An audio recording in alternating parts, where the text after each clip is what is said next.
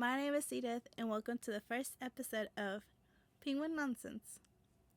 So, this podcast is going to be about world news, some Reddit stories, and we're going to end it off with always a make my heart happy story. So, I would always be ending these episodes with something that is either happening right now or a story that I read that happened to somebody or something that was a happy story. So I always look forward to that. And without making this any longer, let's get right into it.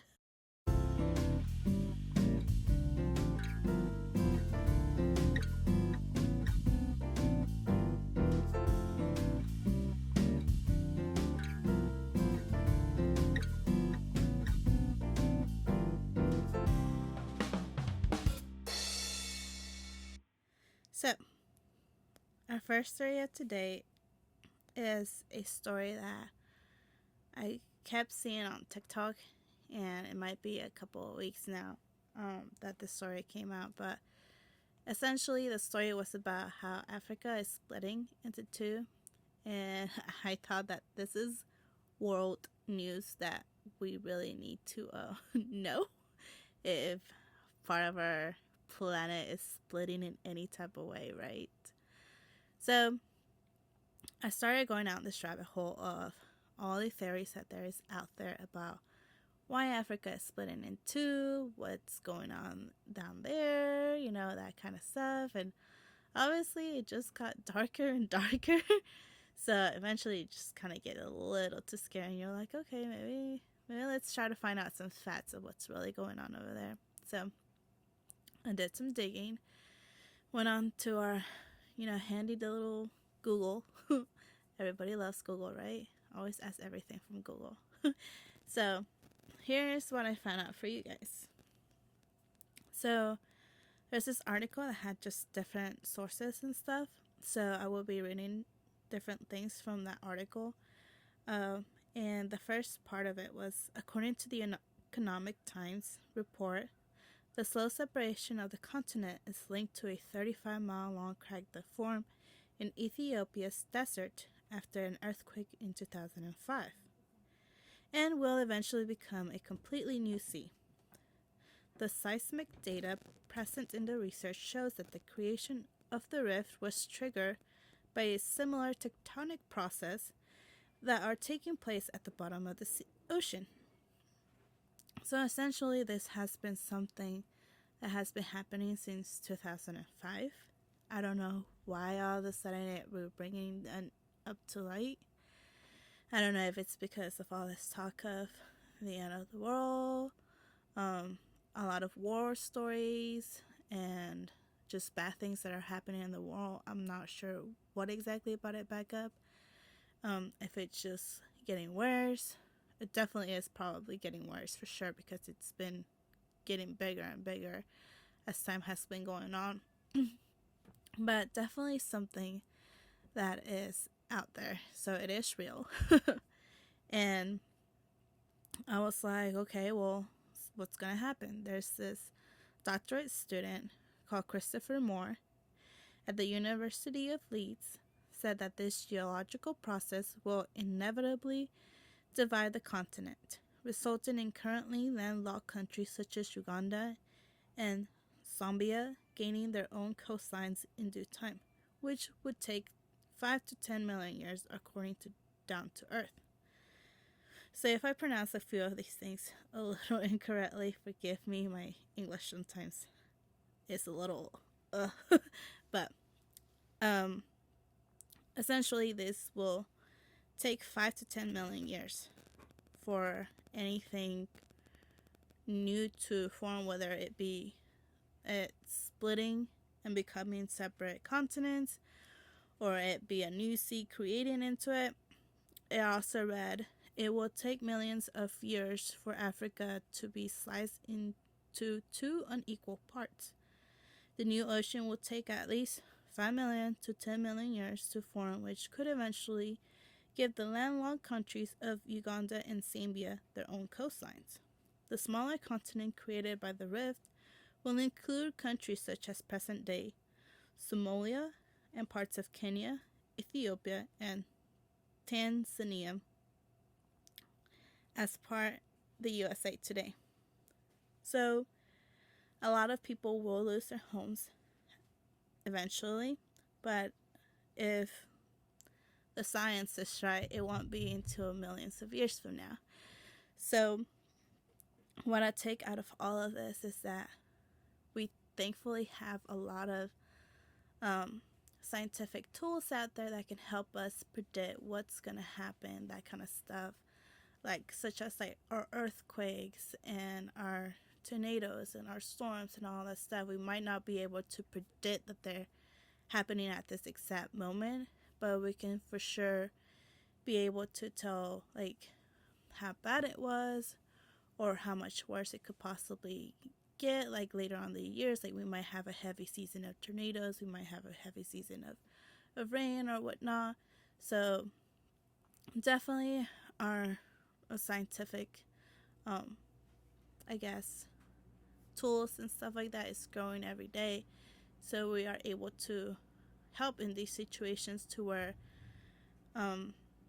they can get people a notice that, hey, this area is potentially dangerous. Like people should start moving out of that area, or people should start looking for a home somewhere else, or including the wildlife that may be lost to this. Like maybe they can start like slowly recreating that wildlife somewhere else, like pushing it to go somewhere else.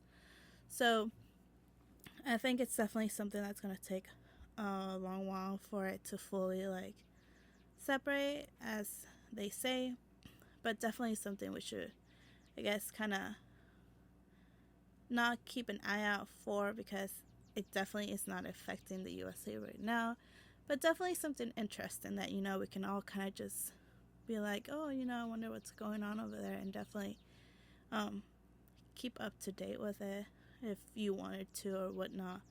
But it's definitely an interesting story that's happening like real time right now, So, and I apologize for the bird that's somewhere out there apparently, because I can hear it. So that was our first story. Definitely tell me in the comments what you think is going on over there. If you think other things are probably causing this or whatnot, definitely leave in the comments any theories you might also have too, or that kind of different things.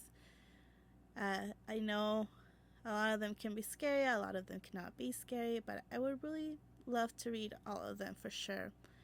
And just leave us your thoughts, And we'll jump off to our next little story here. So our next little story is from Reddit, because lately I have been into the Reddit stories. And a lot of y'all know that my fiance is Jose, and I've been telling him, I've been bugging him a lot of these stories, and I've been like, what would you have done in this situation? And so I think it's fun that I get to finally share it with other people than just him. I'm sure he enjoys me telling him. He probably doesn't. But yeah, I want to share with y'all some of the stories that I find out in Reddit, and add a little drama to the show for sure, because he doesn't love a little bit of good drama. You know what I mean? So yeah, let's get on with this story, and it's an Am I the A-hole story. So let's start off. The title reads, Am I the a-hole for wearing a wedding dress at a wedding? And you guys, as soon as I read that title, I was like, yes, you are the a-hole for wearing a wedding dress to a wedding. Like, that's just global nonsense. Like, not nonsense. Global knowledge everywhere in the world, like, you don't wear white to a wedding. And if there is cultures out there that do wear white to a wedding, please let me know in the comments. Like, you know, I love to learn about new things. So let me know if there is cultures who do wear white to weddings and that kind of stuff. But for the most part, here we know to not to wear white unless specifically told to wear white to a wedding. So this story, when I first was reading that title, I was like, yes. So let's read on and find out what actually happened. So my friend, 20 female, and I, 19 male, have been friends for a few years, and she recently got engaged. A week ago, I got a DM from her for a small costume party she was hosting as a celebration for her getting engaged. I asked if there was a theme, and she said there wasn't. I'm a cosplayer, so I had a lot of choices. I didn't want to rock up in an anime costume, so I thought it would be funny to go to an engagement party as the corpse bride. I arrived at her house yesterday and everything seemed normal. A few people complimented my costume and I was having a lot of fun. After 10 minutes, my friend's fiance walked out in a buck tuxedo and announced that this was actually their wedding. Apparently, my friend saw a video of someone doing this and wanted to do the same. He asked us all to go to the backyard for the ceremony to begin. I went straight to him and I asked him if I should quickly go home and change my outfit and that I would get back before it started. He told me it was fine since I didn't know this was a wedding. I trusted him and I followed everyone outside. They got married and everything seemed good. The reception was just in their house again, so everyone just walked back inside and picked up where they left off. I tried talking to my friend and celebrating with her, but she kept making excuses not to talk to me.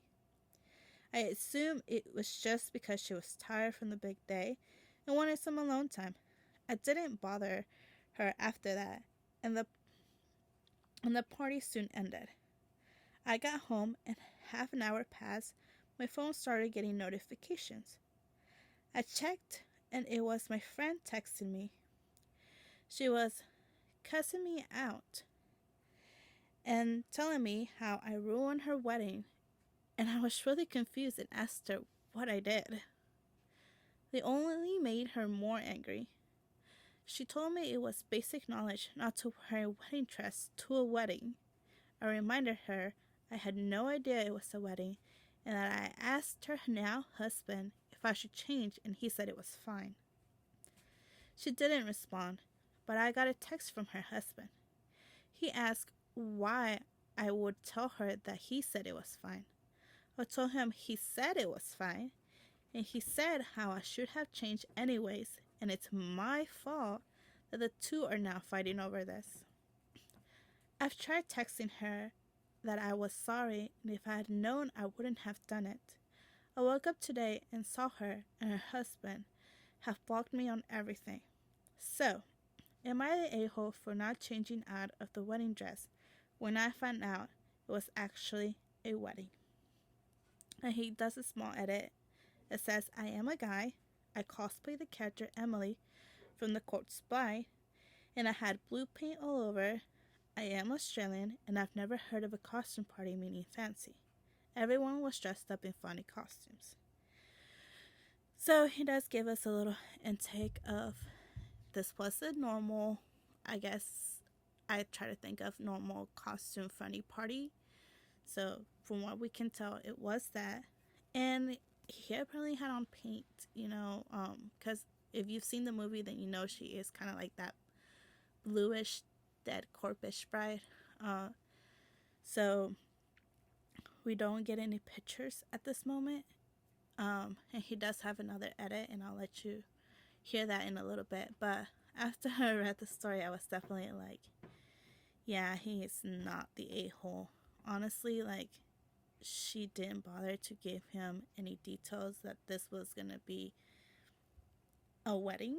So he just thought he was gonna be funny and this was gonna be okay. And at the beginning of the wedding, everybody was having fun. No one really said anything. People thought he looked great in it, and nobody thought anything of it. So I definitely don't think he was a-hole for it. You know, I do agree that maybe just not to feel awkward, maybe he could have gone and changed. Because at that point you're like, oh, well, this is a wedding, and maybe I should go change. And if he would really live that close, because he said he would be back before you even started, then just go ahead and change. It's fine. But I also don't expect him to, like at that point you're already there. You might as well, go on. But I really definitely, after reading the story, I was like, he's not the a-hole for it, for sure. So he does give an edit. In the edit, he gives us a little bit more of what happened after he got blocked and what exactly happened, why he got blocked, and that kind of stuff. So, OP goes, I honestly didn't think this would get me as much attention as it did, and I've tried reading through all the comments, but dang, there were a lot. I do appreciate everyone's feedback. Also, I'm not sharing photos, sorry, just the privacy reasons. So, for the update. Since they blocked me on everything, I didn't try to reach out since it would be a waste of effort, but I didn't block them back. If they wanted to talk, I was fine with it. 2 days ago, I was unblocked by my friend. She asked if we could call and talk about what happened, and I agreed. She apologized for blowing up at me like she did, but also told me she was still upset. I was only made aware because of the comments and now her that wearing wedding attire to anything wedding related is common sense. All I knew was that no white on a wedding day. Honestly, after people informed me, I felt awful and downright stupid. So I apologized back for not running it through her like I should have since I didn't know. I know lots of people were telling me to cut her off, but I've known her since I was 14, so I'm glad we can stay friends. Her husband, on the other hand, he had told her that he came up to me and asked me to change. And apparently I told him it didn't matter because I was already there, or something along those lines. She was crying a lot while telling me. After she blew up at me and I told her the real story, she got pissed at her husband. The husband suggested both of them block me so the fight would stop. She agreed to it, but was still upset by it all. Eventually, she started asking people who were at the wedding to see what happened. 3 people saw me walk up to him and heard me ask. This is where she learned that her husband had lied to her. Again, a huge fight between the two. Turns out he's hated me since I met them 5 years ago. They had already been dating for a year beforehand. I became good friends with her, but not him. He felt as though I was trying to take his girlfriend. I don't know what I did to make him feel that way. She's beautiful, but I've never do that to anyone. I don't know why he'd wait 5 years, but he decided the day of his wedding was the best time to get rid of me. I'm not really sure what's going to happen to them in the future. She's staying at another friend's house until her and her husband are able to talk about it. I doubt I'll update anymore like, update, they're getting divorced, because that feels insensitive. Again, thanks to everyone for all the advice and point of views. It helped me so much. Have a good day or night. Edit. My friend's doing a lot better and plans to talk to her husband soon. I've also shown her my post since I felt she had the right to know. Well, some comments made her quite upset, but she knows she overreacted. My friend's emotions are always intense, but she tries her best to keep them under control. She's seen people talk about the red flags in her husband, but isn't sure what to do. She told me she'll decide based on what he does when they talk about it. I'll support her no matter what she decides, even if it rubs me the wrong way, and I have my own opinion on what she would do or what she should do. It's up to her. She's an amazing person, and I just want her to be happy. So that's a really rough one, right? Because the way I see it, he shouldn't have, the husband, the now husband, shouldn't have told him something if he knew exactly what she was going to think about it.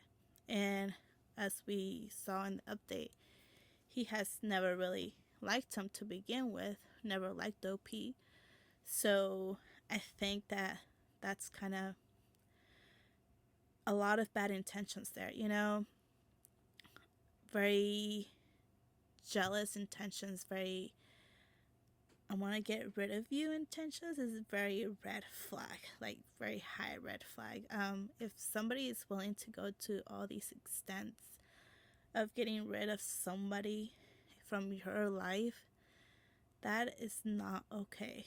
Like, unless it's a toxic person, there's still better ways to go about it, you know? Unless it's a very toxic person.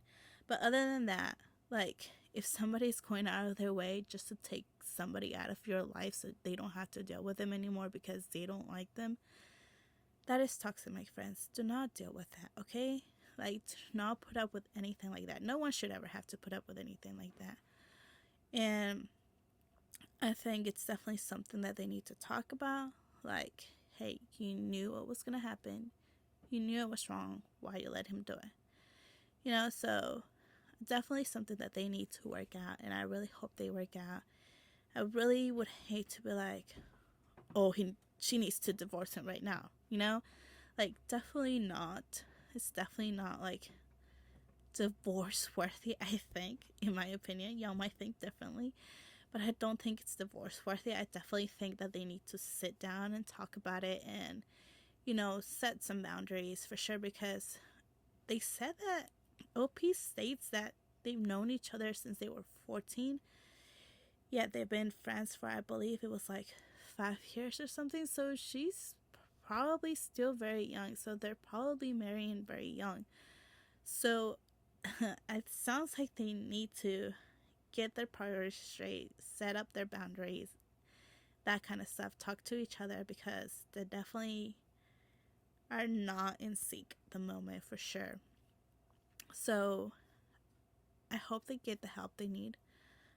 I hope they don't get a divorce this early on in their relationship, but if it must happen, it must happen. You know, we can't make everything work in our lives. But for sure, it's definitely better to give it a try to make it work than not have tried at all, for sure. So, let me know in the comments what y'all think, what y'all thought of this story. What would y'all have done if you had been either OP or had been the bride?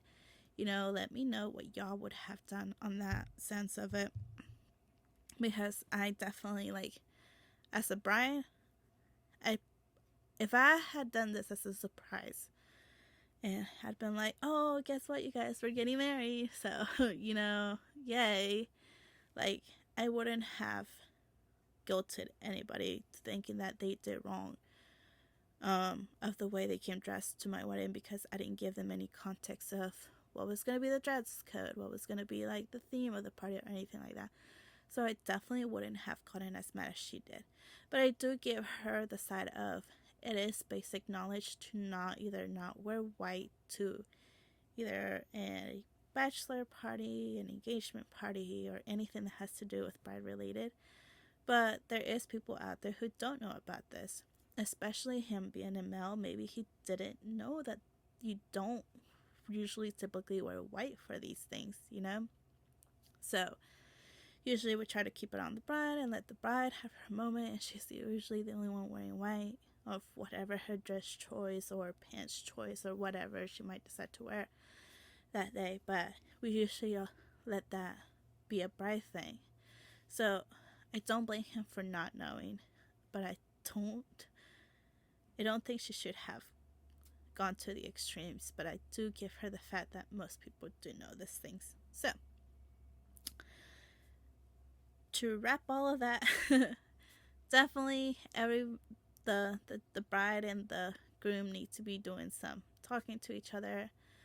OP, I'm glad that they got their friendship back, because it does suck to to not be able to keep certain friendships in your life. And if something this small was gonna destroy their friendship, I think he might need to look at this friendship too, because real friends shouldn't let something this small get into their friendship. But with that being said, who knows what they were thinking at that moment? Bridezilla's are a thing. And, maybe she just caught up with the emotions. And, at that moment, you're feeling everything and you just want to be the center of attention of everyone and everything. And to have somebody just take that little bit of attention from you can really get to some people. So, with that being said, um, I hope they get things sorted out. And I hope this doesn't cause like more problems down the road in their friendship. Because, it's been 5 years, then there's still a lot more to go from that. So I hope everything ends well for all of them. But let me know what you guys think. Let me know where that ends up taking y'all, whether it's like maybe y'all do agree that maybe he was the a-hole. And if you do agree that he was the a-hole, I really would like to know, your stance on that. I'm not going to sit here and try to be like, oh, you're wrong. Like definitely I love hearing other people's opinions, even if it doesn't match my opinions. We're not here to judge. We're not here to like fight over who's right, who's wrong, that kind of stuff. But definitely just trying to see different people's point of view, because everybody has a different point of view. So let me know in the comments, and we'll go on to our next story. So this last story, I really hit my heart in a really good way. It was one of those stories where you read and you're like, oh, this makes me happy, So something I want to do is always end these podcasts, these videos, with a positive story, whether it be just a story that's actually happened right now, somebody's life story, somebody that told me something, or something I read on the internet, that kind of stuff, but something that makes us happy, because we often, hear a lot of bad things that are going on in the world, and sadly, sometimes the bad things that tend to be more than the good things. And so I really want to always, as much as I like to give y'all world news or give you these drama stories from Reddit, I always want to end with a happy note, because who doesn't love happy notes, right? So this story is from a man in Utah, and the article goes: no one likes internet scammers, but in Utah we found a guy with a most profound distaste. Just wait until you hear how 33-year-old Ben Taylor responded to one random Facebook message. And the message read: my name is Joel from Liberia, West Africa. I need some assistance from you, business or financial assistance that will help empower me. And Ben insincerely responded, how can I help?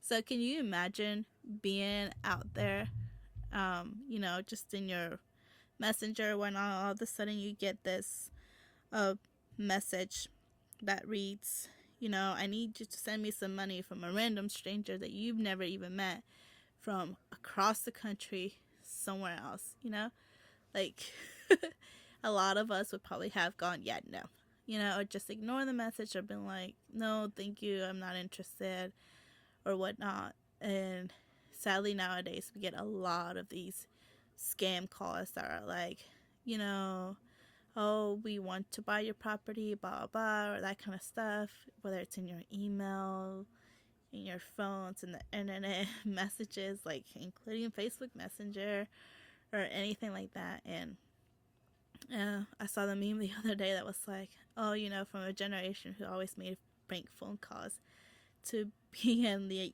bombarded with all these robocalls or scam calls. It's quite funny to me, but definitely something that happens often. So I thought this was a cool little story of how this got turned around because let me read y'all the rest of that. So Ben says that he just wanted to go down this rabbit hole. He really wanted to find out exactly, what are their tricks? How do they get people into these scams, that kind of stuff. But he would never have guessed what happened next. The journey began when Joel in Africa proposed a business partnership. He asked Ben to mail used electronics to an address in New Jersey. And Ben looked up the address and he said it looked like a bunch of broken down cars all over the place, and the place looked kind of broken down. So then Joel follows it with, the Bible says in Proverbs 22, a good name is better than silver and gold. So Ben wasn't falling for that, Instead, he proposed a different partnership. He lied to Joel and told him he owned a photography business and could use some pretty pictures. So, how about a sunset? How about a nice Liberian sunset? Ben asked. We asked Ben if he planned on paying for any of the photos once he got them. I said, yeah, if it was good, if I like it, sure, Ben replied.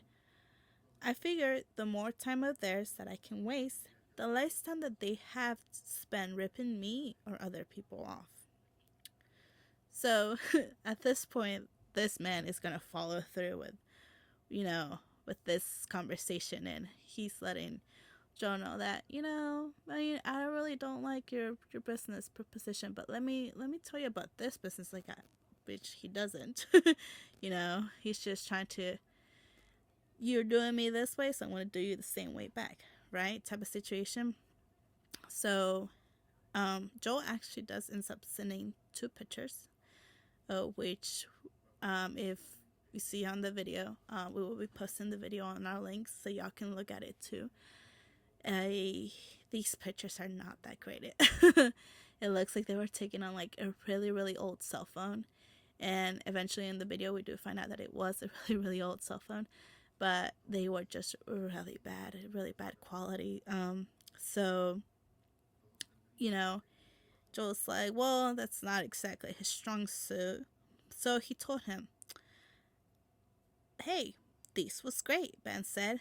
I told him, this is a job, but I think you need a little bit better of a camera. So Ben actually spent $60 to buy and mail him a shiny red one. Yeah, so I'm investing my money, Ben said. My family thinks I'm crazy because I'm interacting with this guy in Liberia. But Joel didn't think it was crazy at all. He wrote, I've decided to really commit and devote myself to this business. What other pictures you want me to take? Ben replied, we've got to work on your photography. So this guy has decided to follow down this rabbit hole of want to continue this conversation, and he gets the pictures for this photography business that he supposedly has, but obviously they're not really good. So now he's going out of his way to buy this camera to send it across the country to some person he's never met. And at this point, all I'm thinking is that this man is going to steal the camera, just keep the camera for himself, who knows, and then sell it off. I mean, I know it's only $60, but money usually outside of the US, for the most part, it's worth a little bit more. I know there is parts of the world where our dollar is worth nothing.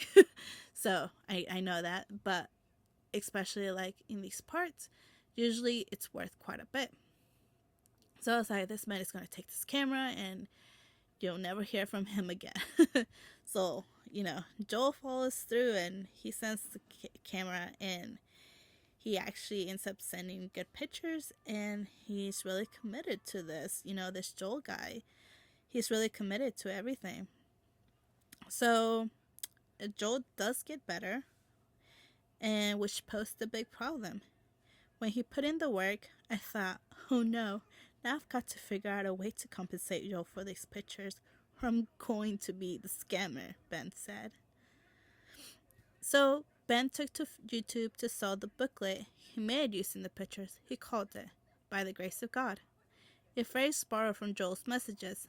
The plan was to sell a few dozen copies to friends and family until sales exploded.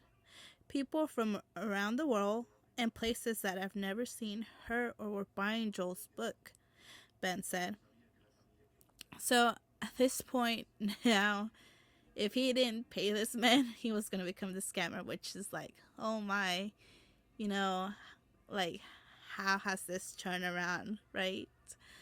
And so what ends up happening, he ends up making this little booklet of all the pictures because the pictures Joel ends up sending him are pictures from the poverty in Liberia. And I know you're like, oh, well, that's a little sad, but like when you get to actually see these pictures, you're like, man, that's like a beautiful way to tell how lives are going on over there, how daily life is going on over there. And he managed to capture through the pictures a beautiful story of what's going on over there. And by, making these little books, he was able to sell them, and people were buying them from everywhere. So he ended up getting some money, and it says, soon they raised $1,000. Ben told Joel he could have half, and the rest, well, Joe will let him have that too, but with a catch. Ben told him he had to donate that $500 to charity. With that intention in mind, Ben wired the money. At this point, you need to know, $500 is close to a year's salary in Liberia. So really, it's kind of ridiculous to expect an unemployed, impoverished hustler to give all that money away. Fact is, Ben never thought it would happen until another batch of pictures arrived. So I honestly found it quite astonishing that $500 is a year's salary over there. That is crazy. Like $500 here barely covers us for like a week. Like that's barely like decent money for a week or something. Like living expenses here in America are so high at this moment that $500 is not lasting you for a year. you know? So to think that over there this was worth a year's salary, that was crazy to me for sure. But he gets this money, and Ben receives some new pictures. And here's what the pictures were.